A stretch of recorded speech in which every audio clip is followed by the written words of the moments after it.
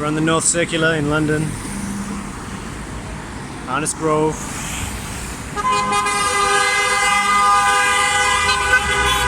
Yellow.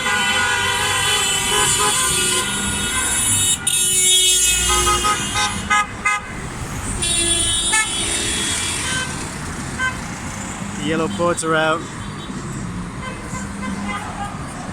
Climate change and ULEZ boards telling people there is no climate crisis, that we do not consent to the green tyranny, that we want to stop the LTN madness, that net zero is insanity. We were not asked about ULEZ and LTN. Without carbon there is no life.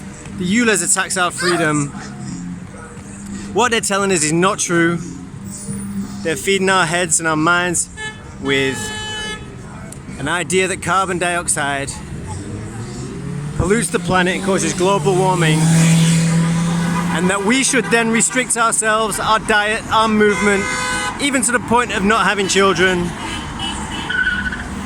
and limiting ourselves to 15-minute cities like a slave class, while the people telling us to do this continue to do whatever the hell they like.